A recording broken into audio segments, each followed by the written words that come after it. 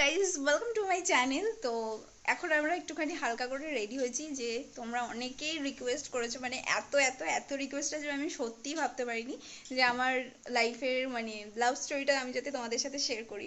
তো সেটাই তোমাদের সাথে এখন শেয়ার করবো। আমি আর বৌদি ভাই দুজনে মিলেই করব, কারণ বৌদি ভাইয়ের অনেকটা কন্ট্রিবিউশন রয়েছে এই রিলেশনশিপটাতে। তো যাই হোক, তো চলো এবার দেখতে থাকো ভিডিওটা। আই থিঙ্ক সো তোমাদের খুব ভালো লাগবে। তাহলে চলো, আর শুভ কাজে দেরি কিসের? সুসংবাদটা শুনেই নাও কতটা ভয়ঙ্কর ছিল ওর লাভ স্টোরি। না, প্রথম থেকে পুরোটাই না, সেটা ছিল না। প্রথম থেকে ঠিকঠাকই চলছিল। জানতাম না যে আমার এইরকম চলছিল, গ্রাফটা ঠিক এরকম ছিল ছিল ছিল ছিল ছিল হট করে এরকম উঠে গেল, হট করে ডাউন হয়ে গেল, আবার মানে মানে এরকম এরকম এরকম এরকম এরকম খাঁচকাটা হতে হতে হতে হতে এখন স্মুথ ব্যাপারটা। তো এখন পুরোটাই বলতে না, এখন তো ব্যাপারটা স্মুথ চলছে। এতদিন তো up down up down up down, মানে একদিন ভালো আরেকদিন ফোন করছি, এত কান্নাকাটি, এত মানে কি বলবো ডিপ্রেশনে চলে গেছে যে আমি ওকে ফোন করছি তো ওর গলা দিয়ে ওখান দিয়ে সরি বেরোচ্ছে না। আমি যেই বলছি কেমন আছো, কি হয়েছে তোমার, আর কি হয়েছে মানেই কান্না। মানে এত এত কেঁদেছে ওইটা টাইম, মানে ওই টাইমটাতে যে আমার বাধ্যতামূলক ওকে আনতে যেতে হয়েছে। তো যাই হোক, শুরু থেকে শুরু করুক। শুরু থেকে এতটা ভয়ঙ্কর ছিল না যতটা মাঝখানে ছিল। শুরুটা খুব সুন্দরই ছিল। আজকে তোমাদের মতন আমিও শ্রোতা। তো ব্যাপারটা হচ্ছে, দেখো সব বাড়িতেই যেটা হয় যে একটা দেখাশোনার পার্ট আর কি শুরু হয় একটা টাইমের পর থেকে। তো আমাদের বাড়িতেও সেরকম শুরু হয়েছিল মোটামুটি ওই ফেব্রুয়ারি মার্চের পর থেকে। মোটামুটি একটা খোঁজ খবর নেওয়া থেকে স্টার্ট করে বিভিন্ন জায়গা থেকে বিভিন্ন খবর আসা, যেগুলো হয় আর কি বাবা মায়েরা যেটা করে থাকে সব জায়গা থেকে। তো সেরকম সেই রকম একটা পার্ট চলছিল সেই টাইমটাতে।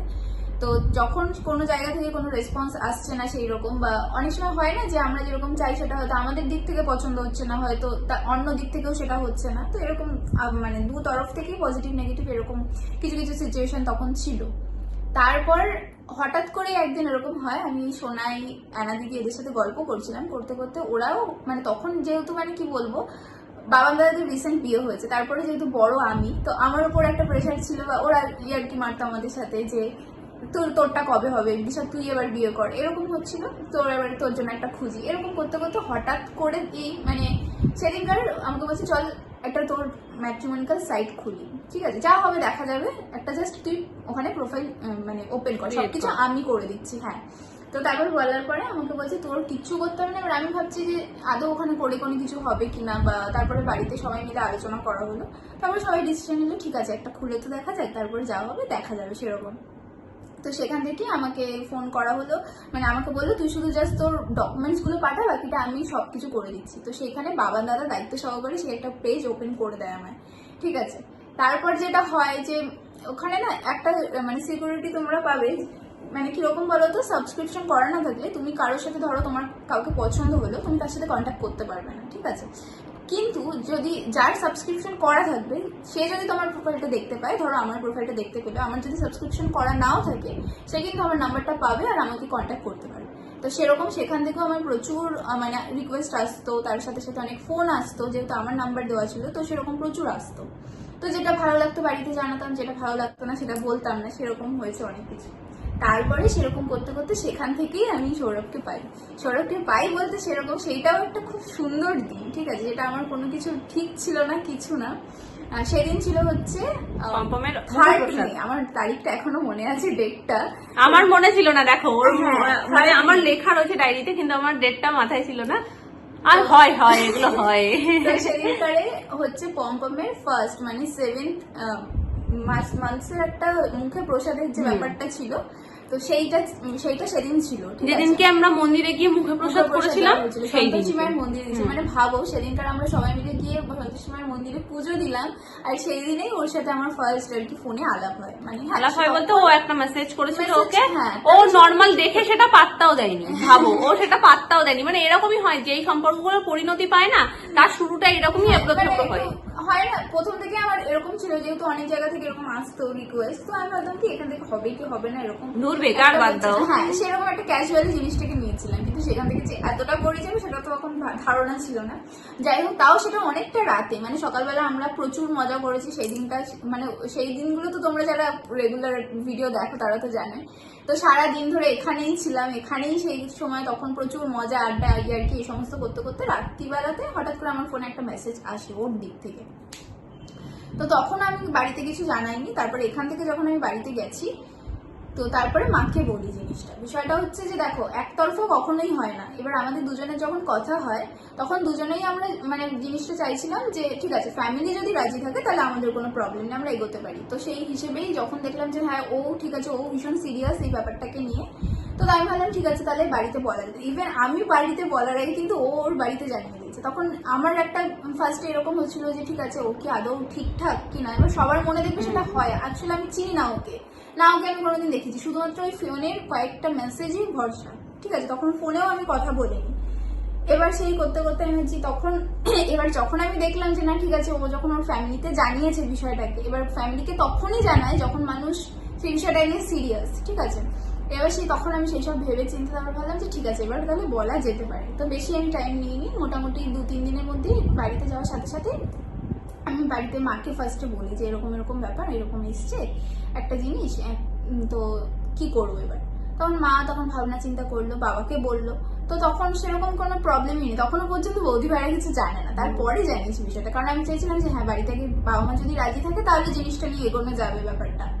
তো সেই হিসেবে তারপরে যেটা হলো ওর সাথে আস্তে আস্তে করে আমার কথাবার্তা বাড়তে থাকে, মানে তারপরে ফোনে কনভার্ট হলো, ফোনে রাত্রিবেলা কথা বলতাম, করতাম। তো মোটামুটি মানে ও যেরকম বা মানে কথাবার্তা শুনেও তো মানুষের মনে হয় যে কিরকম হতে পারে। এবার তোমরা হয়তো তুমি একদিনে কি করে বুঝে গেলে সেটা না, মানে মানুষের একটা পজিটিভ যদি কারোর কিছু থাকে তাহলে তো সেটা একটা ইয়েতে বোঝা যায়। যদি কারোর মনে যদি একটু 19-20 কিছু বুঝতে পারি যে খটকা লাগছে কিছুতে, সেটা আমরা ধরতে পারবো, সেটা যে কোনো বিষয় থেকেই আমরা বুঝতে পারবো।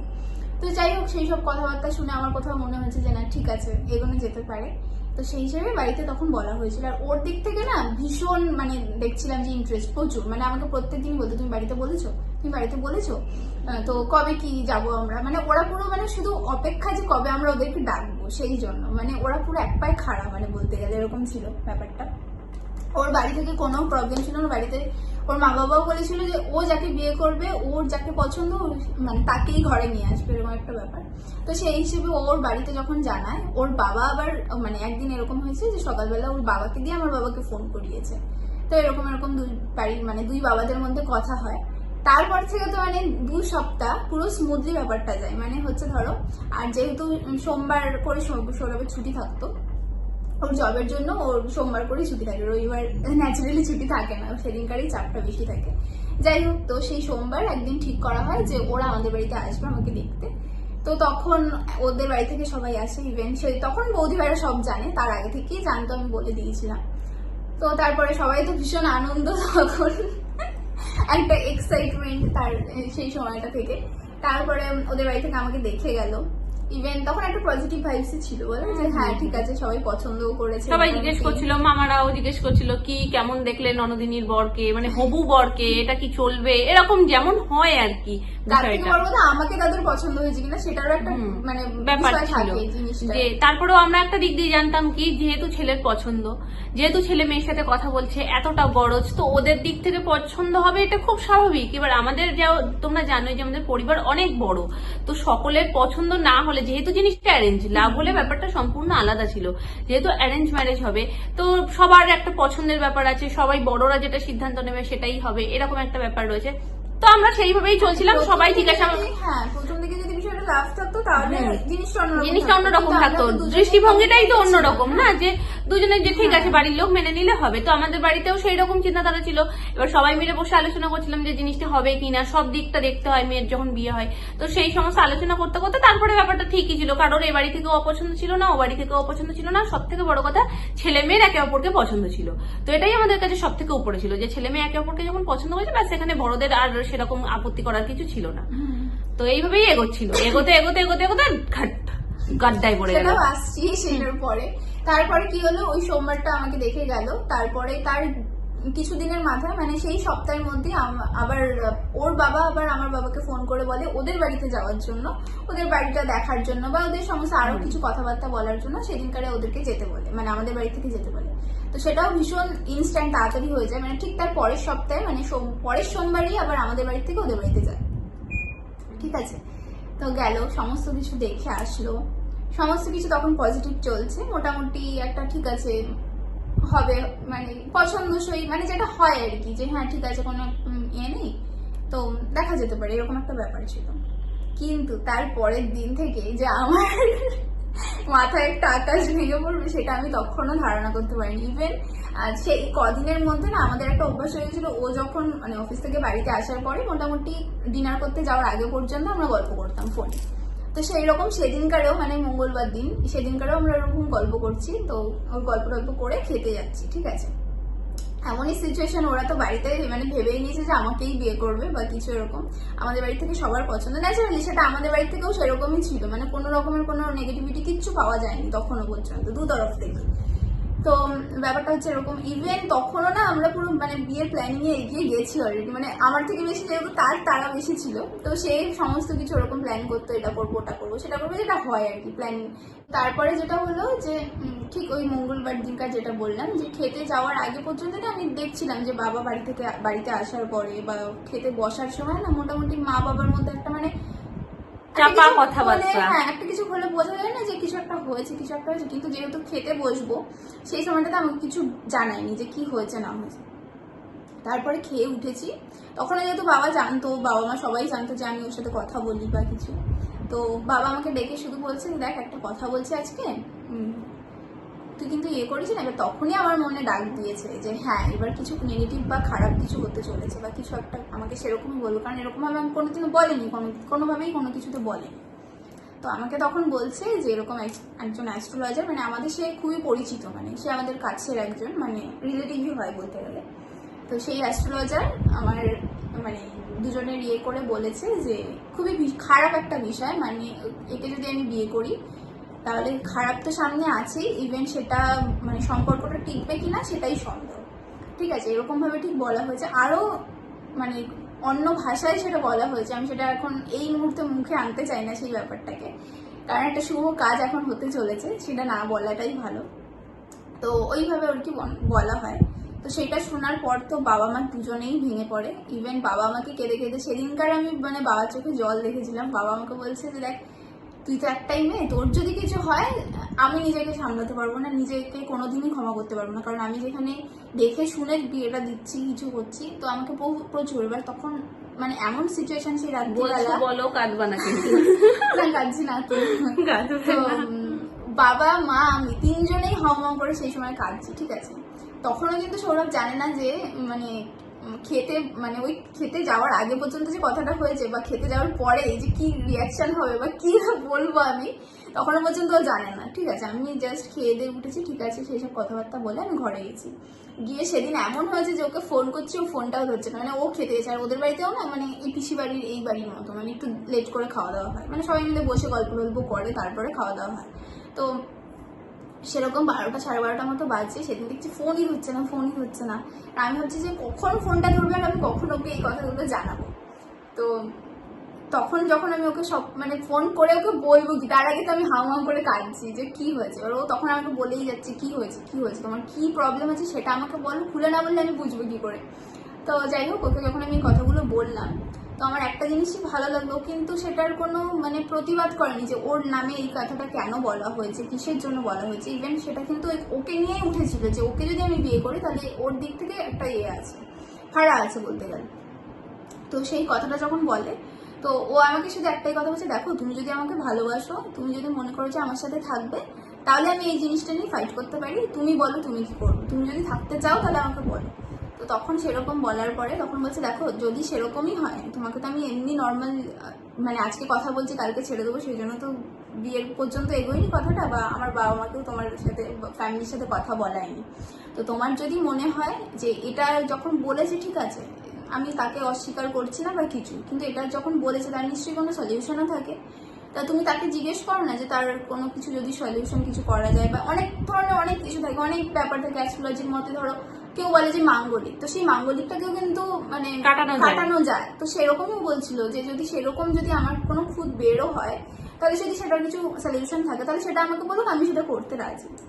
তো তারপরের দিন থেকে আমাদের যুদ্ধ শুরু হয়, ঠিক আছে। তারপর থেকে আর এখান থেকে ফোন গেলে হ্যালো, ব্যাস স্টপ, আর কোনো কথা নেই। মানে আমি বুঝতে পারছি হাউমাউ করে ওদিকে কান্নাকাটি চলছে, বলছি কি হয়েছে বলো, কি হয়েছে বলো, হচ্ছে না, কোনো রিপ্লাই নেই। ওখান থেকে মামিকে ফোন করছি, মামি তারপরে খুলে সব বললো যে জানো না এই এই এই বলেছে। তারপর তো মানে সে কি বলবো, মানে আকাশ ভেঙে পড়েছে এরকম। তারপরে ভাবনা চিন্তা কি কান্নাকাটি করছে না আমার ভয়ে আছে রীতিমতন, পাশে যে ভয়টা কেন আসছে না আমি বলছি, ওই অ্যাস্ট্রোলজির প্রতি আমার এখনো অনেক ক্ষোভ, অনেক রাগ। কেন বলছি, যে শুধুমাত্র ওই একজনই বলেছিল, ঠিক আছে, তারপরে আমি বলছি বাকি বাদ বাকিটা, সেই জন্যই কান্নাটা আমার এখন আসছে না, না হলে চলে আসতো। তো যাই হোক, ওই সময় ওরকম মানে এতটাইও ভেঙে পড়েছিল যে মানে বোঝানো ছাড়া আর উপায় ছিল না কিছু। কারণ একদিক দিয়ে মামা মামি বলছে কি যে ও যেহেতু আমার কথাটা খুব শোনে, মানে আমি যেটা বলি ও সেটা করার চেষ্টা করে, আর আমি এমন কিছু ওকে বলি না কখনো যেটা ও করতে পারবে না, ঠিক আছে। আমাদের বন্ডিংটাই এরকম, ননদ বৌদির নামে, কিন্তু আমরা না দুই বোনের মতনই মিশি। তো মামি আমাকে একটাই কথা বলছে, তুমি ওকে বোঝাও, তুমি ওকে বলো এখান থেকে সরে আসতে। আর আমি মানুষটা সত্যি কথা বলতে এমন না, আমি কখনো না কাউকে এই কথাটা আমি বলতেই পারবো না যে তুমি ওখান থেকে সরে আসো, যদি তার আমি কোনো পার্টিকুলার রিজন না পাই। আমি যখন সেই রিজনটা পাবো যে না সত্যি এখানে গেলে ওর ক্ষতি হবে, তখন আমি ওকে বলবো যে মাম্পু তুমি সরে আসো, এখানে আমার মত নেই। কিন্তু আমি এই কথাটা ওকে যে কিভাবে বলবো, আমাকে যতই কেউ শেখাক, যতই কেউ বলুক যে তুমি বলো তুমি বলো তুমি বলো, আমি ওকে এইটুকুনি বলছিলাম বাবা মা যেটা বলছে সেটা মেনে নাও। কিন্তু আমি এটাও সাথে বলেছি, অস্বীকার করতে পারবে না, আমি বলেছি তুমি যদি আমার নিজের ননদ হতে আমি তোমার হয়ে ফাইট করে যেতাম। নিজের ননদ আর মামাতো ননদের মধ্যে একটাই ছোট্ট ডিফারেন্স সেদিনকে আমি ফিল করেছিলাম, সেটা হচ্ছে ওর জন্য, সবার জন্যই, ওর জন্য বলে না সবার জন্যই তার বাবা মার থেকে বেস্ট চিন্তাধারা আর কেউ করতে পারে না। যেখানে মামি যে কথাটা বলছে আমি সে কথাটাকে ফেলেও দিতে পারছি না, যে এরকম একটা কথা শুনলে স্বাভাবিক, আমি নিজে মা, আমি জানি যে মায়ের এরকম একটা কথা তার সন্তান সম্পর্কে শুনলে কিরকম লাগে। তো সেখান থেকে মামিকেও আমি ভুল বলতে পারছি না, আর আমি মানে এমন কোনো রিজনও পাচ্ছি না যে পুরোপুরি, যেহেতু একজনের কাছে জিজ্ঞাসা করা হচ্ছে, দেখো সবারই উচনিচ হয়, সেটা কাটানোর থাকে, অনেক কিছুই থাকে, অন্য কারোর কাছে জিজ্ঞেস করুক, আর একজনের কাছে জিজ্ঞেস করুক, এরকম ভাবে আমার এই মতটা ছিল। তো সেখানে মামি ডাইরেক্ট বলছিল যে না হবে না, মানে হবে না, মানে পুরো নো। তো ওইটাই আমি বলছিলাম যদি তুমি এখানে আমার ননদ হতে, আমার নিজের ননদ হতে, আমি তোমার হয়ে লাস্ট পর্যন্ত ফাইট করে যেতাম। আর আমি যে বলতো যে না একদম হবে না, তাকে আমি বলতাম যে তুমি আরো 2, 3, 4, 5টা যতগুলো মানে যাদের যাদের দেখানোর তুমি দেখো। একটা কথা বলছিল, যদি তোমার ভাগ্যে এই থাকে, হ্যাঁ ঘুরে ফিরে ওই আসবে, তোমরা যাই করে নাও না কেন, ফিল করছি তোমরা যাই করে নাও না কেন, যদি ওর ভাগ্যে ও লেখা থাকে ওই হবে। আর আমার মনে হয় না যে জোর করে অন্য জায়গায় বিয়ে দেওয়ার কোনো লাভ আছে বলে। আলটিমেট সেই যেই ভয়টা ওরা পাচ্ছে না, যেই ভয়টা জন্য বিয়েটা প্রথম কেটে যাচ্ছিল, তো সেইটাই হয়ে যাবে। কারণ ওর মনে যদি সৌরভ থাকে, ও অন্য কোথাও গিয়েও শান্তি পাবে না, সেই সৌরভেই ওর মন আটকে থাকবে। আর সৌরভের মনেও যদি ও থাকে, সৌরভকেও আলাদা জায়গায় বিয়ে দিয়ে সেও শান্তি পাবে না। তো আমি এটাও মামিকে বলেছি, মামিকে অনেক রকম বোঝানোর চেষ্টা করেছি, কিন্তু মামি সেই সময় বুঝতে চাইনি। সেটাই স্বাভাবিক, সেটাই স্বাভাবিক। আমি জিনিসটাকে মানতে পারতাম, যদি আমি ওর দিক থেকে যদি কোনো রকম কোনো মানে এফার্টস না পেতাম, তাহলে আমি তখনই বাড়িতে বলে দিতাম যে না ঠিক আছে। কারণ আমি পরের ওর এফার্টসটা আমি বলছি, যখন সেদিনকার রাত্রিবেলা যখন আমি কথা বলি, ও যখন আমাকে এই সমস্ত কথা বলে, তারপরের দিন ও অফিস যায়নি, ও অফিস না গিয়ে ওর মাকে আরো 2টো অ্যাস্ট্রোলজারের কাছে নিয়ে যায়, মানে ওর মায়ের সাথেই যায়, গিয়ে সেখানে যায়, গিয়ে মানে সেখানে ইভেন এমন একটা কথা বলে যে যার পর থেকে আমার মনে আরো বেশি কনফিডেন্স বেড়ে যায় যে না এর থেকে আমাকে মানে ঠিক করতেই হবে যে কোনো। কারণ নেগেটিভ তো কিছু বলেইনি, উল্টো বলছে যে আমাদের যদি সেখানে ধরো 30টা জিনিস মেলার কথা, সেখানে 26টা করে মিলে গেছে, ঠিক আছে। তারপর বলছে যে এখানে হলে আরো ভালো হবে, ও সমস্ত দিক থেকে। যদি আমি ওকে ভুলও মানি, তাহলে একজন নাই সেটা ঠিক বললো, ঠিক আছে। তারপরে আরেকজনের কাছে গেছে, সেও কিন্তু পজিটিভ কথাটাই বলেছে, নেগেটিভ কেউ বলেনি। ইভেন ওই অ্যাস্ট্রোলজার যে কথাটা বলেছে, মানে ফার্স্ট আমাদের দিক থেকে, সেই কথাটা কেউ বলছে না। তো আমার বক্তব্য ওটাই ছিল, যখন ও এত বড়ই অ্যাস্ট্রোলজার, তাহলে ও যখন সেই জিনিসটা বলছে আর কেউ কেন বলছে না সেই জিনিসটা, তখন আমার জেদটা আরো বেশি চেপে গেছে। তো তারপরে যখন দেখলাম যে না ওর দিক থেকেও সেই এফার্টটা আছে, ও যখন এতটা করছে, তখন নিশ্চয়ই হয়তো আমার দিক থেকে ও কিছু ভালো পেয়েছে, বা মানে কি বলবো, হয়তো কিছু সফটনেস কাজ করছে। তারপরে সেই থেকেই মোটামুটি তখন থেকে শুরু হলো। তারপরে তো মাঝখানে আরো অনেক কিছু হয়ে গেছে, অনেক কিছু বলতে আমি তো এই বাড়িতে বৌদি ভাই আমাকে নিয়ে এসেছে, তারপরেও আরেকটা ঘটনা ঘটেছে। প্রথমে বাইরে বৃষ্টিও শুরু হয়ে গেছে, তারপরেও একটা ঘটনা হয়েছে, ওটা হলো ওর কান্নাকাটি দেখে মামি কিছুটা বোঝার চেষ্টা করলো, আবার একটু ঠিকঠাক হওয়ার মতন হলো, আবার হঠাৎ করে একদিন মানে মানে সপ্তাহখানিক পরে ফোন করেছি, আবার ওরকম মানে সে কান্নাকাটি, খাওয়া দাওয়া বন্ধ করে দিয়েছে মেয়ে, মানে মোটেই খাচ্ছে না, কিচ্ছু করছে না। মামি বাধ্য হয়ে আমাকে ফোন করেছে। মানুষ আমি ঘরে সারাক্ষণ নেচে এদিক ওদিক করে বেড়াই, মানে সেখানে আমার ঘর বলতে মানে আমার জগৎ বলতে আমার নিজের ঘরটুকুনি আর খাওয়ার জায়গা। খাওয়া তো মানে খাওয়ার শুধু সময়, খাওয়ার সময়টুকুনি যেতাম, আর সেদিনকে খাওয়াও বন্ধ করে দিয়েছে। খাওয়া বন্ধ মানে কি, তখন আমি শুধু গেলাম মানে কি, মানে মা ছোটবেলায় একটা কথা আমাকে শিখিয়েছিল, যতই রাগ হোক যতই যা কিছু হোক খাবারের উপর কখনো রাগ করবি না। তো সেই কথাটা রাখার জন্য মানে এখনো আমি সেই জিনিসটা মাথায় রেখে, ইভেন আমি যদি যতদিন বাঁচবো আমার এটা মাথায় থাকবে যে খাবারের উপর কখনো রাগ করবি না। সেই কথাটা যখন আমাকে বলেছে না, তখন ওই কথাটাই আমার মাথায় আসছে। ঠিক আছে আমি বসবো খেতে, কিন্তু কিভাবে খাচ্ছি সেটা আমার দেখার দরকার নেই, কিন্তু যেটুকুনি আমি ভাত নিতাম সেটুকুনি আমি খেতাম। মানে কি বলতো, জল দিয়ে গেলা যাকে বলে, মানে আবার টপ টপ টপ টপ করে গিলে নিয়ে আবার আমি ঘরে সেই জায়গাতেই চলে আসতাম। আমার চোখ দিয়ে অঝরে জল শুধু পড়েই যেত এদিক দিয়ে। আর তখন মানে খেয়ে মানুষ মোটা হওয়ার চেষ্টা করে, ও কেঁদে মোটা হয়ে গেছিল, মানে এত মুখ চোখ ফুলে গেছে। সেদিনকে আমি কথা শুনেই বুঝতে পেরেছি, আর আমি বাধ্য হয়ে ছুটে গেছি সেদিনকে, কারণ মামি আমাকে ফোন করে বলছে ও বেরোচ্ছেই না কবি ঘর থেকে, তুমি দেখো মানে ওর সাথে কথা বলো। আর এদিক দিয়ে কোনো সাউন্ডই নেই, মানে যাই বলে যাচ্ছি বোঝার চেষ্টা করো, সব ঠিক হয়ে যাবে, এটা হবে সেটা হবে, তুমি আসো এখানে, আমরা বুঝে দেখছি যে কি করা যায়, কি একটা সলিউশন তো বেরোবে সবাই মিলে একসাথে। জয়েন্ট ফ্যামিলির একটা মানে কি, সবাই একে অপরের পাশে থাকবো, একটা সলিউশন বের করবো।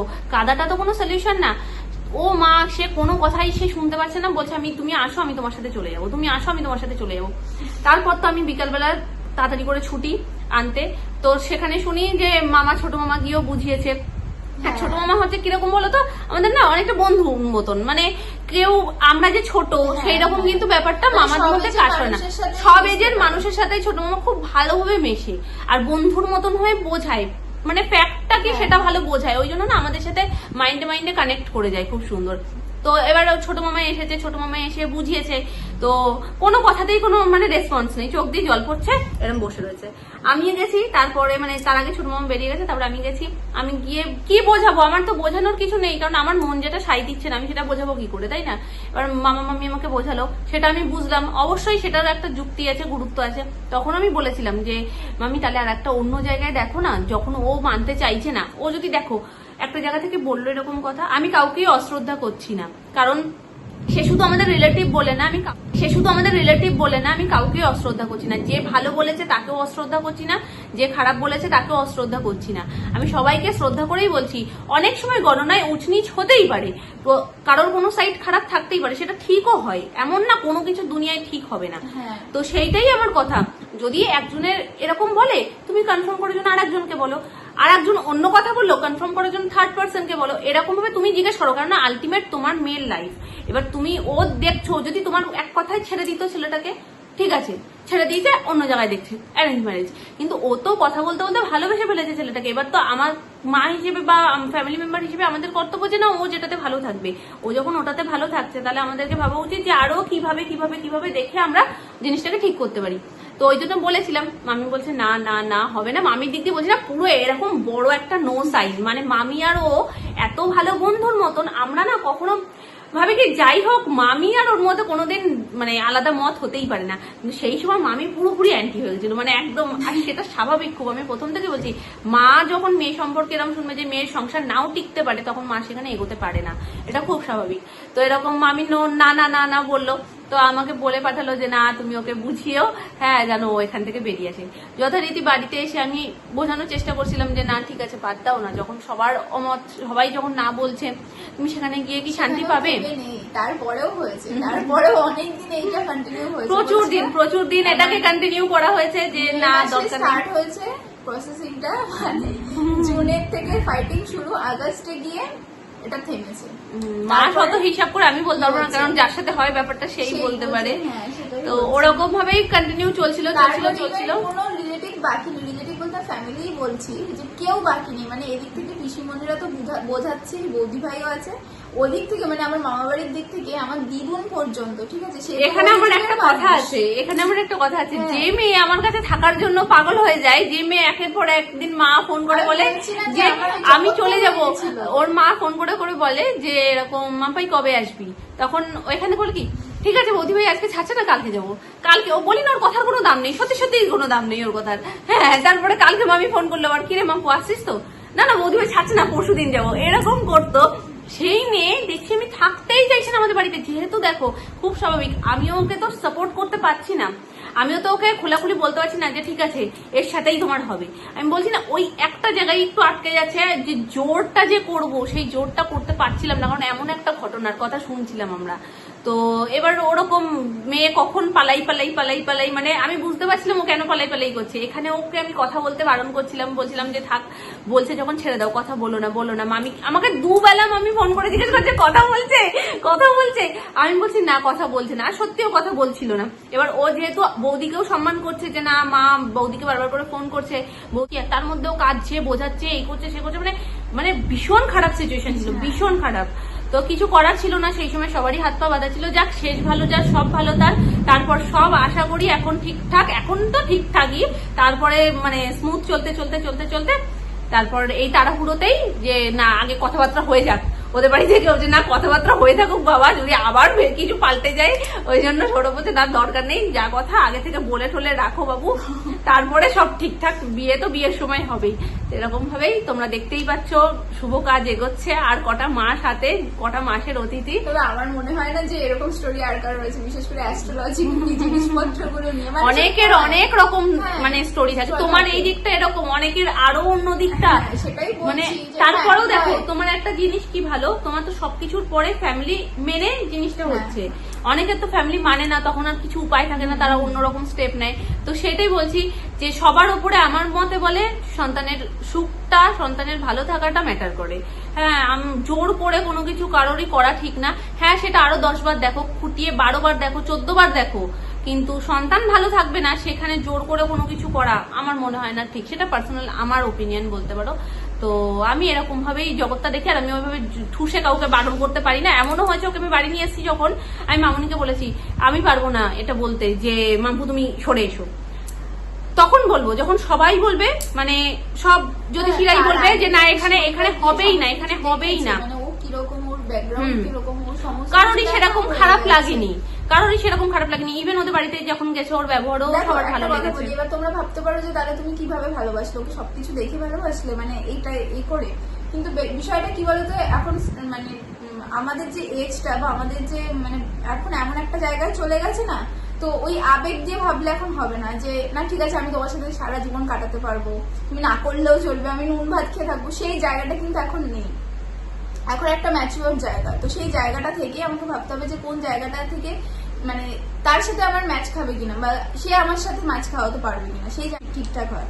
আমার কাছে সেই জিনিসটা মনে হচ্ছে যে না ঠিক আছে, যে কোনো প্রবলেম নেই, দুজনের সাথে মোটামুটি ম্যাচ করে সমস্ত কিছু। আর সব থেকে বড় কথা হচ্ছে আমার সব থেকে ভালো বন্ধু হয়ে গেছে, মানে যেটা সব রিলেশনশিপে দরকার, ভীষণ দরকার, ভীষণ দরকার। মানে আমি আজকে হ্যাঁ হতে পারে যে আমি চাপা, আমি অনেক সময় এখনো অনেক কিছু বলি না, মানে কিছু হলে একটু চেপে যাই যে ঠিক আছে আমি এখন বলবো না, তাহলে মানে সামনে যে আছে সে কষ্ট পাবে বা কিছু, সে টেনশন করবে, সেই ভেবে আমি কিছু বলি না। কিন্তু তারপরেও যদি আমি কিছু ধরো কিছু একটা সাজেশন নিতে যে হ্যাঁ আমি এই জিনিসটা করতে চাই, আমি কি করবো, তো সেইটা আমাকে যে এফার্টটা, মানে সেই যে ভালো ঠিকঠাক একটা সাজেশন দিতে পারবে, হ্যাঁ ঠিক আছে তুমি করো, এটা করতে পারো, সেটা তো কোনো একটা প্রবলেম নেই, আমি সেই সাপোর্টটা সবসময়ের জন্য চাইতাম। একটা কাজ, আমি একটা জামরুল এনেছিলাম অনেকক্ষণ আগে, যেটা আমি খেতে পারলাম না, ওর কথাগুলো এত সিরিয়াস ছিল, আমিও কথা বললাম বেশ কিছু তোমাদের সাথে। তবে একটা যেটা কাজের কাজ হয়েছে সেটা হচ্ছে আমি রিমুভার ছাড়াই আমার নেল পলিশটা পুরো তুলে দিয়েছি, একদম ক্লিন হয়ে গেছে।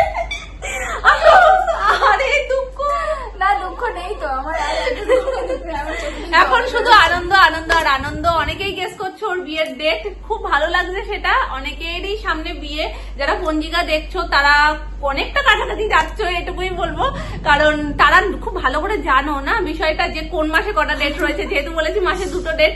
তো অনেকেই তোমরা খুব সুন্দর করে গেস করছো, আর এটা ভালোও লাগে, এটাকেই বলে হয়তো পরিবার। পরিবারে একে অপরের কথাগুলো শুনতেও ভীষণ ভালো লাগে, তোমাদের কমেন্টগুলো পড়তে খুব ভালো লাগছে। তোমরা এইভাবে কমেন্ট করতে থাকো, আর ওর লাভ স্টোরিটা তোমাদের কেমন লাগলো সেটা অবশ্যই কমেন্ট করে জানিও। তোমাদের প্রচুর প্রচুর রিকোয়েস্টেড ছিল, আশা করি তোমাদের ভালো লেগেছে। ভাবতে পারিনি যে লোকে এত ইন্টারেস্টেড থাকবে এই বিষয়টাকে নিয়ে। লাভ স্টোরিটা এমনই হয়, লাভ স্টোরিটা শোনার ইন্টারেস্ট থাকে মানুষের। তো যাই হোক, কেমন লাগলো আজকের ভিডিওটা তোমরা অবশ্যই কমেন্ট করে জানিও। আশা করি খুব ভালো লেগেছে, 1 ঘন্টার মনে হয়ে গেছে, একটু কষ্ট করে দেখে নিও। তো চলো আজকের মতন টাটা, তোমরা সবাই ভালো থেকো, সুস্থ থেকো।